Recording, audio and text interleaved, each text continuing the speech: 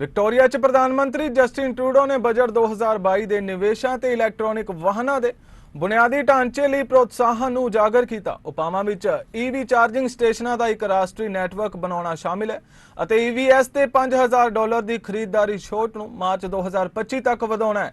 ਪ੍ਰਧਾਨ ਮੰਤਰੀ ਨਾਲ ਕਲੀਨ એનર્ਜੀ ਕੈਨੇਡਾ ਦੇ ਕਾਰਜਕਾਰੀ ਨਿਰਦੇਸ਼ਕ ਮੇਰਨ ਸਮਿਥ ਵੀ ਸ਼ਾਮਿਲ ਰਹੇ। First of all, we're making EVs easier to buy. We're extending the program of up to $5,000 to help people buy electric vehicles.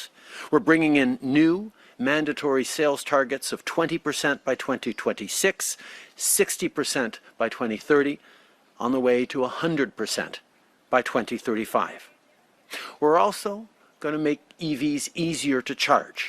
We're building a national network of chargers on top of the thousands already installed or under construction. We know we need to cut emissions. We know we need to reduce pollution. But one of the best ways of doing that is to get more clean cars on the road. As Laurie and David were telling me, their EV works great and is much cheaper to power than their gas car. Too often, though, electric vehicles aren't in reach. So we're making smart, targeted investments to change that. With this budget, with everything we've been working on, we're moving forward on everything from a new tax credit for clean tech, to protecting old growth forests, to retrofits for people's homes. This budget and the emissions reduction plan of the week before is about real results for people like Laurie and David, and especially Alexandria. Whether it's climate action or making housing more affordable, we're investing in Canadians and in our future.